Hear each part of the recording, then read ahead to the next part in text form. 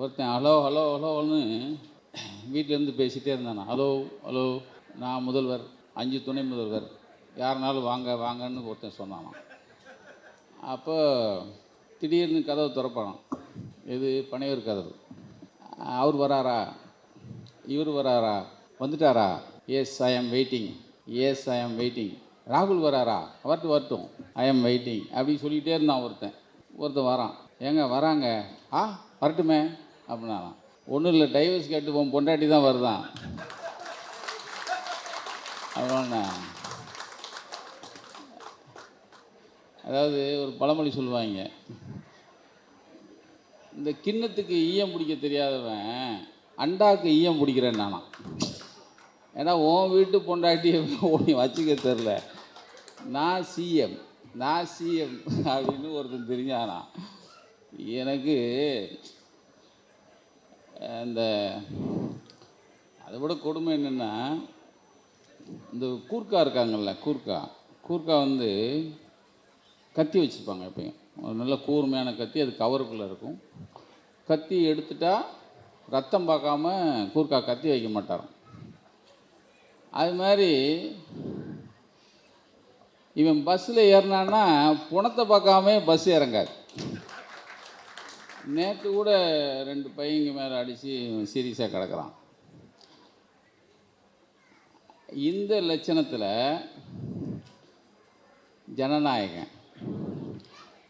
ஜனநாயகன்னு உண்மையிலேயே ஜனநாயகம் யார், அந்த ஜனநாயகனை பற்றி தான் நம்ம பேசிகிட்டு இருக்கோம்.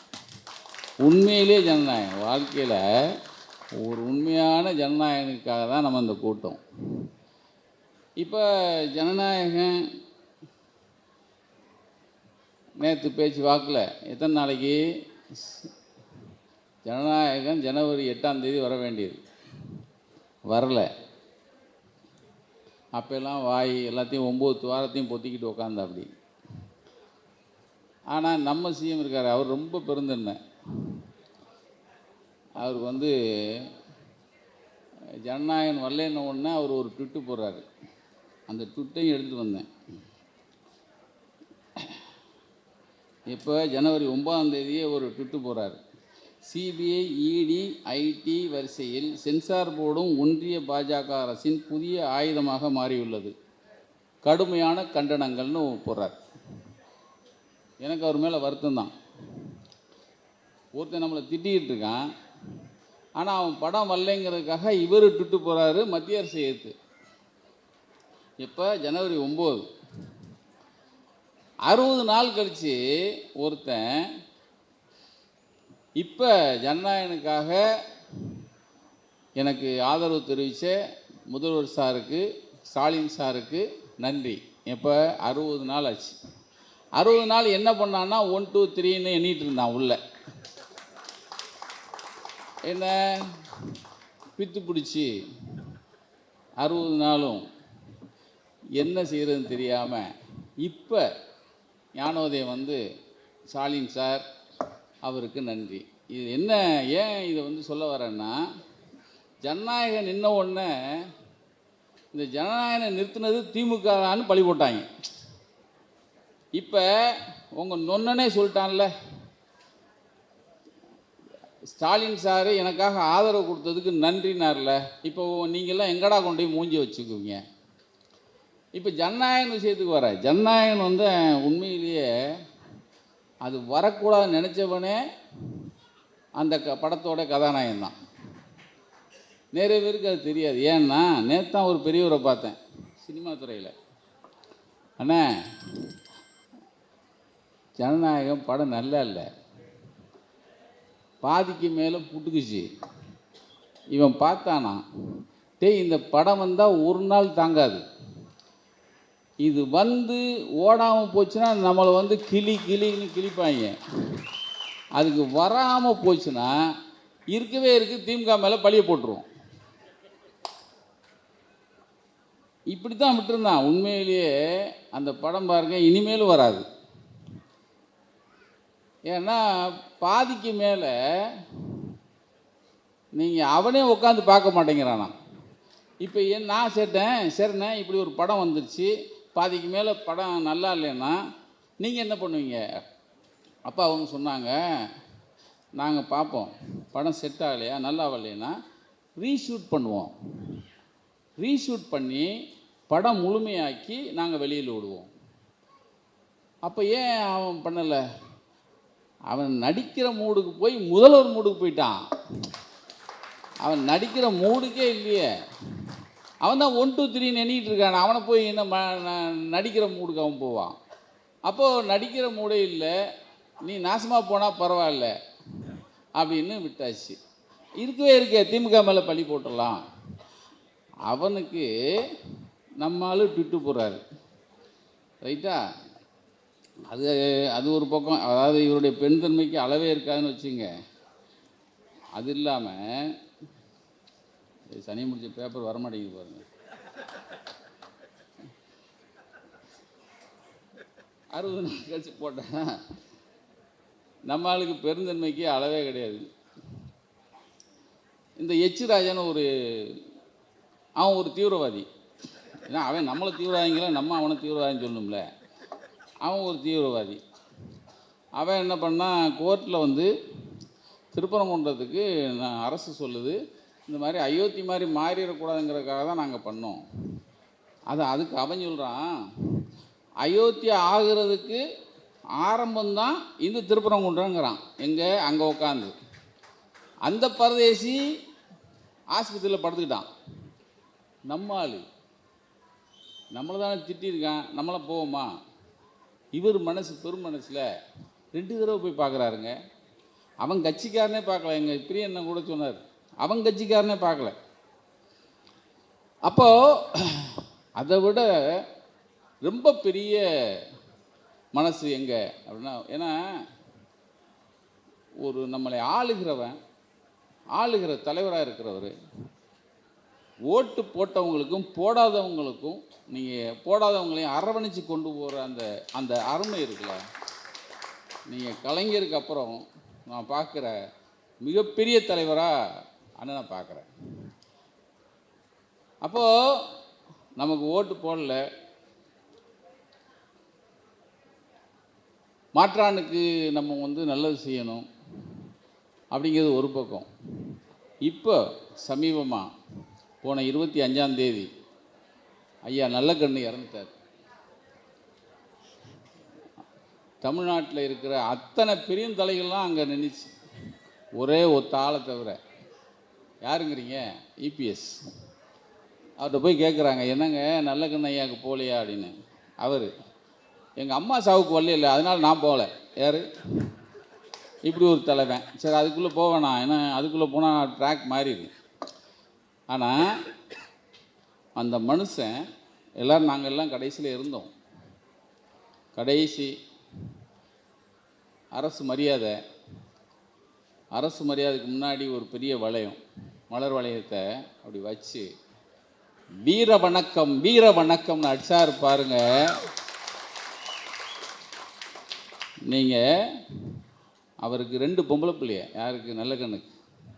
ஆனால் மூத்த மகனாக நின்னாங்க.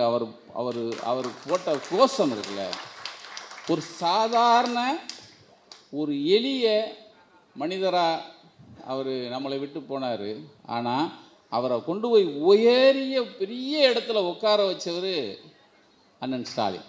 இதுக்கு இந்தியாவே திரும்பி பார்த்து, அவர் ரெட் சல்யூட் கொடுக்கும்போது இந்தியாவே திரும்பி பார்த்து, அவருடைய அந்த உணர்ச்சி வேகத்தில் அவர் கத்துனது.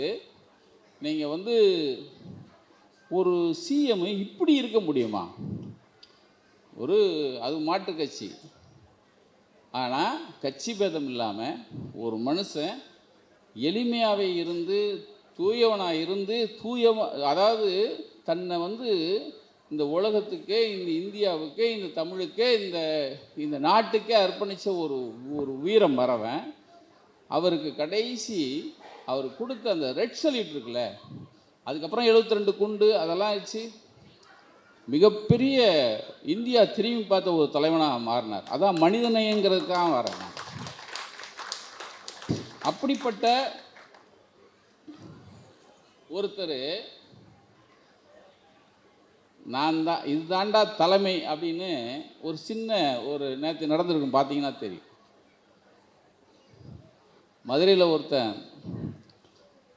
ஒரு மாநாடு, அது பிஎம் பேசுகிறாரு, என்டிஏ கூட்டணி தான் ஆட்சிக்கு வரணுங்கிறான். யார் நல்லா கவனிச்சிங்க, பிஎம் பேசுகிறாரு, என்டிஏ கூட்டணி தான் ஆட்சி அமைக்குங்கிறார். அங்கே நம்மால் ஒருத்தர் இந்த சாவுக்கு வராதவர் இருக்கார்ல, இபிஎஸ், இல்லை நான் தான் சிஎம் கேண்டிடேட்டு, அவரை சேர்ந்தவன் பூரா இவர் தான் சிஎம் கேண்டிடேட்ங்கிறான். ஆனால் டெல்லியில் இருக்கிறவன் சொல்கிறான் என்டிஏ தாண்டா டே கூட்டணி அமைக்க போகுது, ஆட்சி அமைக்க போகுது, ரெட்டை இன்ஜின் தாங்கிறான். அப்போ டக்குன்னு ஒரு ஹோட்டலில் பியூஸ்னு ஒருத்தருக்கு தலைமையில் இவங்க எல்லாரையும் கூட்டு வச்சு பங்கு போயிருக்காங்க. அது சீட் ஷேரிங் செட் ஆகலை. நீ வேணுன்னா டெல்லிக்கு வந்துட்டான். டெல்லிக்கு போகிறாரு, அங்கேயும் இன்னும் முடிவாகலை. ஒரு கூட்டணி, நான் தான் கூட்டணி தலைமைங்கிறான். ஆனால் அந்த தலைமையை அவன் ஏற்றுக்கல. நீ இங்கே வந்து பேசுகிறாங்கிறான். அதை அப்படியே ஷார்ட்டை கட் பண்ணி இங்கே கொண்டு வந்தீங்கன்னா 22 கட்சி கூட்டணி, 22 கட்சி கூட்டணியில் உனக்கு சீட் வேணுமா? அறிவாலயம் வா, நீ எவ்வளோ பெரிய ஆளாரு. அது என்னமோ சோடங்கியோ கோடங்கின்னு ஒருத்தன், கிரீஷ் சோடங்கர், கோடங்கர், ஏதோ ஒரு கோடங்கர்னு வச்சுங்க, வந்தாங்க பேசினாங்க. யாரு, நான் கூட்டணிக்கு எதிராலாம் பேசலை. யோ, கட்சி தலைமை கூட்டணி தலைமைனா நான் தாண்டா, உனக்கு என்ன வேணும் வா வந்து பேசு, இது தாண்டா தலைமை, இது தாண்டா தலைமை. 22 கட்சி இன்னைக்கு பார்க்கவே பிரம்மாண்டமாக இருக்குது.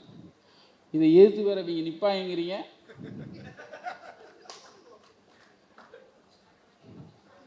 ஒருத்தன் வருவான்னு பிறகு அவன் வீட்டுக்காரமாக இப்போ வந்து நோட்டீஸ் அனுப்பிடுச்சு. இந்த பக்கம் நான் தான் முதல்வருங்கிறான். இன்னும் அவன் பிரிச்சே கொடுக்கல. இப்போ இதுக்கு இடையில் 22 குதிரை போட்ட ஒரு பெரிய கம்பீரமாக ஒரு ரிக்ஷா வந்து சாரட் வண்டி போம்ல, அது வந்து ஓட ஆரம்பிச்சிருச்சு. நேற்றே வந்து அண்ணன் நம்ம சிதம்பரம் தலைமையில் நேற்று வந்து அரசியல் அந்த தேர்தல் கூட்டத்தை ஆரம்பிச்சு விட்டார். இவர் தான் எப்பயுமே பிள்ளையார் சொல்லி போகிறவர் நம்மால். இப்போ மனிதநேயத்துக்குள்ளே, ஏன்னா எனக்கு வந்து 10 நிமிஷம் தான்னாரு நம்மால் பிரசன்னா கூட வந்து 10 நிமிஷத்துக்குள்ளே. அப்போது கொஞ்ச நாளைக்கு முன்னாடி வெல்லும் தமிழ் பெண்கள்னு ஒன்று நடந்ததுங்க. அதில் வந்து ஒரு அம்மா மாதவின்னு ஒரு பொண்ணு, ஒரு அம்மா பேசி, ஒரு மனுஷன் தனக்கு கீழே இருக்கிற மக்கள்கிட்ட யாரெல்லாம் இயலாமல் இருக்காங்க, இல்லாமல் இருக்காங்க, அவங்கள தேடி பிடிச்சி அவங்களுக்கு வந்து நல்லது செய்கிறது இருக்குது பார்த்தீங்களா. நீங்கள் அவங்களுடைய திட்டங்கள்லாம் பார்த்தீங்கன்னா எல்லாரும் அந்த திட்டத்தால் பயனடைஞ்சிருப்போம். இப்போ அவன் என்ன சொல்கிறான், ஒருத்தன் அந்த டிவிக்கிறவன் எல்லார் வீட்லேயும் விஜய் இருப்பான், எல்லார் வீட்லேயும் விஜய் இருக்குன்னு. அட மூதேவி, இப்போ எங்காலி எல்லார் வீட்டில் மனசுலையும் போய் உட்காந்துட்டாரா மூதேவி அப்படிங்கிற மாதிரி ஒரு அம்மா சொல்லிச்சு. மாதவின்னு ஒரு அம்மா. அந்த அம்மா ராமநாதபுரம், எங்கள் ஊர் பக்கம் ஒரு கிராமம், அச்சுந்த வயல்னு ஒரு சின்ன கிராமம் எங்கள் அம்மா ஊர் பக்கம். அந்த அம்மா வந்து கைம்பெண், அதாவது கைம்பெண்ணா கணவனை இழந்தவங்க கைம்பெண் தானே சொல்லுவாங்க. ஆமாம். அப்போ அந்த அம்மா சொல்லுது, எனக்கு 2 பொம்பளை பிள்ளைய, என் புருஷன் செத்துட்டாரு, நான் கூலி வேலைக்கு போயிட்டு இருந்தேன், டெய்லி 100 ரூபா கிடைக்கிறது பெரிய வேலையாக இருந்தது, எப்போயாவது வாரம் ஒருக்க 100 ரூபா கிடைக்கும், அதை வச்சு நான் சாப்பிட்டுட்டு இருந்தேன். மகளிர் உரிமை தொகைன்னு வந்துச்சு, எனக்கு 1000 ரூபா கொடுத்தோன்னே அதை பார்த்தோன்னே 10,000 ரூபா கொடுத்த மாதிரி நான் வந்து அப்படி நினச்சி சந்தோஷப்பட்டேன். அந்த 1000 ரூபாய்க்கு என்ன பண்ணேன்னா, முதல்ல 2 கோழி வாங்கினேன், முட்டையிற கோழி, நல்ல நாட்டுக்கோழியா. அது 10 முட்டை இட்டுச்சு. அந்த 10 முட்டையை கொண்டு போய் ஒரு பணக்கார வீட்டில் விற்றேன், 200 ரூபா கொடுத்தாங்க, 1200 ரூபா ஆயிடுச்சு. அந்த கோழியெல்லாம் சேர்த்து 1200 ரூபா வச்சு மறுபடியும் நான் என்ன பண்ணேன், மறுபடியும் 4 கோழி வாங்கினேன். 4 கோழியும் 20 முட்டை விற்றுச்சு. இது அப்படியே சேர்த்துட்டே வரேன். சேர்த்துட்டு வந்தால் எனக்கு 4 மாதம் சேர்த்து இதெல்லாம் சேர்த்து 8000 ரூபா வந்துச்சு. 8000 ரூபாய்க்கு 2 ஆடு வாங்கினேன். 2 ஆடு ஒவ்வொன்றும் 30 கிலோ இருக்கும். 2 ஆட்டை வாங்கி அதை வந்து கடை போட்டேன். இன்றைக்கி என் மகளுக்கு 10,000 ரூபா ஸ்கூல் ஃபீஸ் கட்டிட்டேன். என் கையில் 10,000 ரூபா இருக்குது. நான் தலை நிமிர்ந்து நடக்கிறேன். யார்? ஒரு விதவை பெண் ராமநாதபுரத்தில் ஒரு ஊராட்சி அச்சிந்தலையில் ஒரு கிராமத்தில் அந்த அம்மா சொல்லுது. எங்கே வெல்லும் பெண்கள்ங்கிற ஒரு நிகழ்ச்சியில் வந்து அப்படியே இன்னொரு பொண்ணு சரண்யான்னு ஒரு பிள்ளை, அந்த பிள்ளை வருது. நான் வந்து என்னை கட்டி கொடுத்து நான் வந்து எனக்கு தேனி என்னை கட்டி கொடுத்தது திருப்பரங்குன்றத்தில் நான் இருந்தேன். நான் வீட்டை விட்டு வெளியே போக மாட்டேன். என் புருஷனும் என்னை ஒன்றும் சொல்ல மாட்டார். அப்படி இருக்கும்போது எங்கள் பக்கத்து வீட்டுக்காரா சொல்லிச்சு, அதாவது வெற்றி நிச்சயங்கிற ஒரு கோர்ஸ் எடுக்கிறாங்க கவர்மெண்ட்டில். நீ அங்கே போய் படித்தேன்னா நீ அதை படித்து பெரிய ஆள் ஆயிடலாம். அது வந்து மகளிர் உரிமை தொகை. இது வந்து வெற்றி நிச்சயங்கிற ஒரு இதில் போய் படிக்க போனேன். அப்போது நான் ப்ராட்பேண்ட் டெக்னீஷியன் கோர்ஸ் ஒன்று எடுத்து படித்தேன். அவங்க படிக்க வச்சாங்க. 92 மார்க் வாங்கினேன். 92 மார்க் வாங்கின உடனே எனக்கு உடனே பிளேஸ்மெண்ட் கிடச்சிது. நான் நாமக்கல்லில் இப்போ வேலை பார்க்குறேன். இப்போ நான் தைரியமாக நான் ஒத்தையில் நான் சென்னைக்கு வந்தேன். சென்னைக்கு வர்றதுக்கு முன்னாடி நேராக திருப்பரங்குன்றம் முருகன்ட்ட போனேன். முருகா, நான் ஜெயிச்சிட்டேன் இந்த கவர்மெண்ட்டால் அப்படின்னு சொல்லிவிட்டு நான் இங்கே வந்தேன். ஷார்ட் எப்படி பாருங்கள். ஒரு அம்மா ஒரு ஏழை விதவை, அது வந்து 1000 ரூபாயை வச்சு 10,000 ரூபாயில் 20 ரூபா ஆக்குது. இந்த பக்கம் ஒரு வெற்றி நிச்சயங்கிற ஒரு படிப்பை படித்து அந்த அம்மா இன்றைக்கி என் புருஷனைய எங்கேயும் போகாமல் வீட்டிலே வச்சுருந்தாரு. இப்போ நான் ஒத்தையில் நான் சென்னைக்கு போகிறேன். இப்போ எனக்கு பஸ்ஸு கிடைக்கலையா, நான் ஆட்டோவில் போகிற அளவுக்கு எனக்கு தைரியம் வந்துருச்சுங்குது அந்த பிள்ளை. அதுக்கு அடுத்து அப்படியே போனீங்கன்னா மனிதாபிமான திட்டம் எத்தனை திட்டங்கிறீங்க. அன்புக்கரங்கள்னு ஒரு திட்டம் கேள்விப்பட்டிருப்பீங்க. அந்த அன்புக்கரங்களில் அப்பா அம்மா இல்லாத அநாத பிள்ளைகளை தேர்ந்தெடுத்து அவங்கள கண்டுபிடிச்சி அவங்க படிப்புக்கும் அவங்க வாழ்க்கை செலவுக்கும் அரசே செலவழிக்குது. அரசே செலவழித்து அவங்கள படிக்க வச்சு, இதுதாங்க தாய்மை. அதாவது அப்பா அம்மா இல்லாத பிள்ளைகளுக்கு அப்பா அம்மாவாக இருக்கிற ஒரே தலைவன். நீங்கள் வந்து அந்த பிள்ளைகள் சந்தோஷப்படுறதை பார்க்கும்போது அந்த பிள்ளையோட பேட்டி எங்ககிட்ட இருக்குது. நாங்கள் பேட்டி எடுத்து போட்டிருக்கோம். அதே மாதிரி தாய்மானவர் திட்டம் என்னங்கிறீங்க. வயசானவங்க வீட்டில் இருப்பாங்க. அப்போ ரேஷன் கடைக்கு போக முடியாது. பக்கத்தில் இருக்க எப்பயாவது ஒருக்க வாங்கி தருவாங்க. அவங்களுக்கு மூடு இல்லைன்னா வாங்கி தர மாட்டாங்க. அவங்கள கண்டுபிடிச்சி அவங்களுக்கு ரேஷன் கடையில் வாங்கி கொண்டு போய் வீட்டில் கொடுக்குற திட்டம் பாருங்கள், தாய்மானவர் திட்டம். அதாவது நீங்கள் இந்த திட்டங்கள் பூராமல் வெவ்வேறு வகுப்பை சேர்ந்த இல்லாதவங்க அதாவது இருந்தும் இல்லாதவங்களை நீங்கள் கண்டுபிடிச்சி அவங்கவுங்க வீட்டில் கொண்டு போய் நீங்கள் உதவிகளை செய்கிறதுக்கு அவ்வளவு பேர். அது கடைசியாக தாய்மானவருக்கு அடுத்து மக்களை தேடி மருத்துவம். சார், இது வரைக்கும் 3 கோடி பேருக்கு மருத்துவம் கொடுத்துருக்காங்க சார். இது வரைக்கும் இந்த மக்களை தேடி மருத்துவங்கிறது 3 கோடி. இது வந்து சாதாரண விஷயமே இல்லை. இந்த மருத்துவம் என்ன அப்படின்னா, பெரியவங்க வீட்டில் இருப்பாங்க, மருமக கவனிக்காது, மகன் கவனிக்க மாட்டான். இவங்களை கண்டுபிடிக்கிறாங்க. இவங்களுக்கு நோய் இருக்கும், ஆஸ்பத்திரி கூட்டு போக ஆள் இருக்காது. அவங்கள ஆஸ்பத்திரி கூட்டு போய் இல்லை இவங்களே வீட்டுக்கு போகிறாங்க.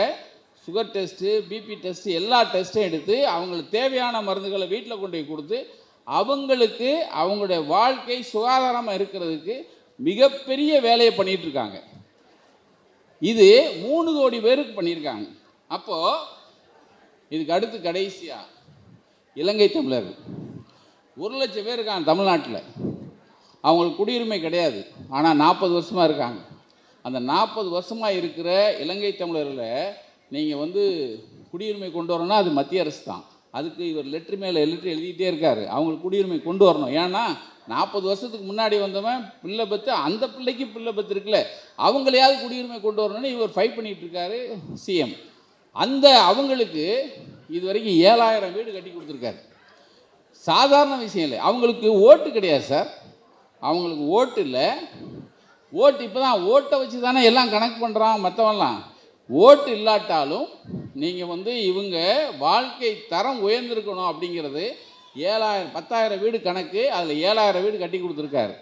இவ்வளவு வேலைகளை பாரபட்சம் இல்லாமல் தமிழகத்துக்கு திட்டம் திட்டம் திட்டம் திட்டம். எங்கள் அண்ணன் ஐயனார் சொன்னார், இந்த ரூபா கொடுக்குறத கடன் ஆகிட்டான்னு ஒரு பறவை சொல்லிகிட்டே இருப்பான். தமிழ்நாடு கடன் ஆயிடுச்சு, இவரால் கடன் ஆயிடுச்சுன்னு. உங்கள் அப்பா விட்டு துட்டையாக எடுத்து கொடுக்குறாரு, அவர் கொடுக்குறாரு. அரசாங்கம் நீங்கள் மேலே இருக்கிறோம் ஒரு எத்தனை 195 195 லட்சம் 195 கடனை வச்சிட்ருக்கான். நான் இவர் அப்படிலாம் இல்லை.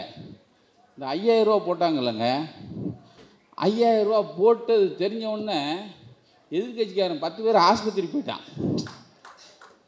பூரா நெஞ்சு வலி முடிஞ்சிரா எல்லாருக்கும் 5. அதாவது என்ன முதல்ல என்ன சொல்லுவான், 1000 ரூபா விழுந்த உடனே எல்லாரும் டாஸ்மாக் போயிடறாங்க, டாஸ்மாக் கொண்டு போயிடறானா.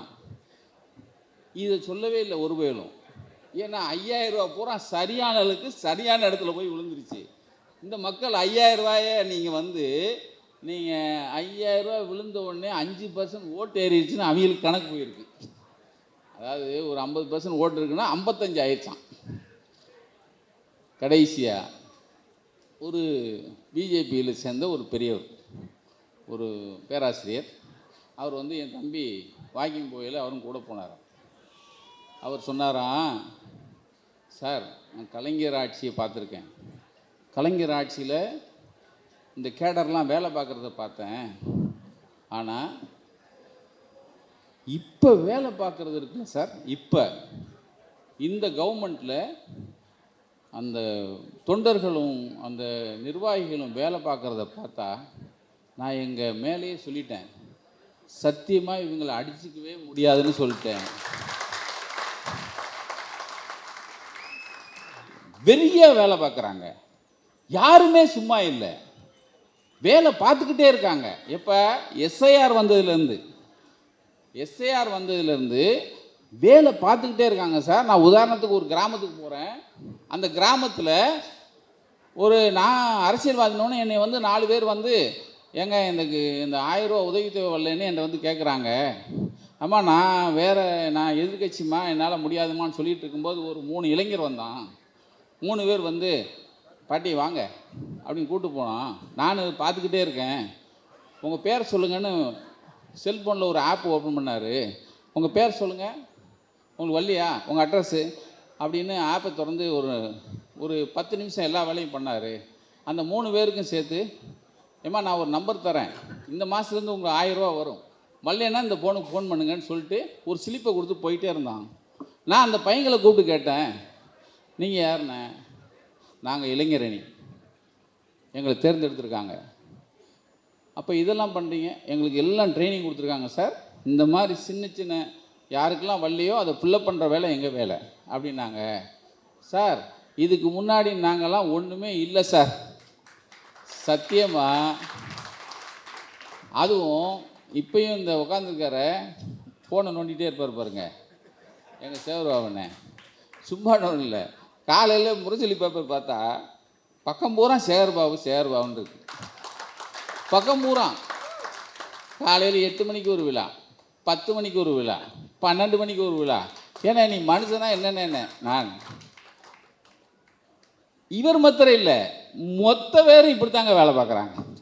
அப்போது ஏன் ஜெயிக்காது, ஏன் வராது? எங்கள் ஐயனார் சொன்ன மாதிரி இவங்க வருவாங்க, வரணும். நன்றி.